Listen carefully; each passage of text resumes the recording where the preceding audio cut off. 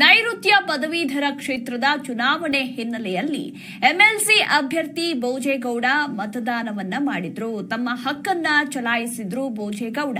ಇನ್ನು ಚಿಕ್ಕಮಗಳೂರಿನ ಜೂನಿಯರ್ ಕಾಲೇಜಿನಲ್ಲಿ ಬೆಳಗ್ಗೆಯಿಂದ ವೋಟಿಂಗ್ ಬಿರುಸಿನಿಂದ ಸಾಗ್ತಾ ಇದೆ. ಜೂನಿಯರ್ ಕಾಲೇಜಿನಲ್ಲಿ ಜೆಡಿಎಸ್ ಅಭ್ಯರ್ಥಿ ಎಂಎಲ್ಸಿ ಅಭ್ಯರ್ಥಿ ಬೋಜೇಗೌಡ ಕೂಡ ಮತವನ್ನ ಚಲಾಯಿಸಿದ್ರು. ಶಿಕ್ಷಕರ ಕ್ಷೇತ್ರದ ಜೆಡಿಎಸ್ ಅಭ್ಯರ್ಥಿಯಾಗಿದ್ದಾರೆ ಬೋಜೇಗೌಡ. ರಾಜ್ಯದಾದ್ಯಂತ ಬೆಳಗ್ಗೆ 8 ಗಂಟೆಯಿಂದ ಸದ್ಯಕ್ಕೀಗ ಏನು ಪದವೀಧರ ಕ್ಷೇತ್ರದ ಚುನಾವಣೆಯ ಮತದಾನ ಪ್ರಕ್ರಿಯೆ ಬಿರುಸಿನಿಂದ ಸಾಗ್ತಾ ಇದೆ. ಮತದಾರರೆಲ್ಲರೂ ಕೂಡ ಮತಗಟ್ಟೆಗಳತ್ತ ಬಂದು ತಮ್ಮ ಹಕ್ಕನ್ನ ಚಲಾಯಿಸ್ತಾ ಇದ್ದಾರೆ.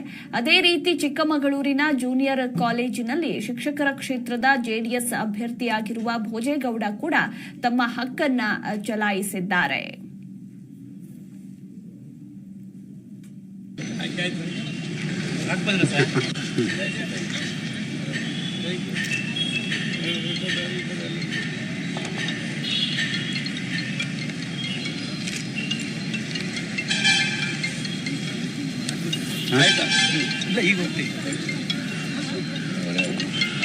ಸರ್ ಹಾಕಿದ್ರಾ?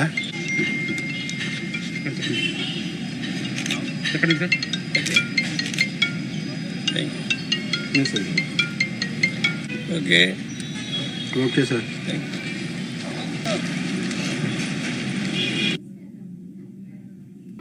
ಜಿ ಕನ್ನಡ ನ್ಯೂಸ್ ಈಗ ನಿಮ್ಮ ಮನೆಯಲ್ಲೇ ನೋಡಿ.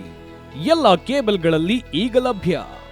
ಸನ್ Direct 292, Jio TV 1334, U digital 162, City cable 51, GTPL 17, Abhishek cables 821, Rockline telecommunication 51, Shri Basaveshwara number 60, Vinayaka digital number 53, In digital number 896ರಲ್ಲಿ ನಿಮ್ಮಿಸ್ತದ ಜಿ ಕನ್ನಡ ನ್ಯೂಸ್ ನೋಡಿ ಆನಂದಿಸಿ.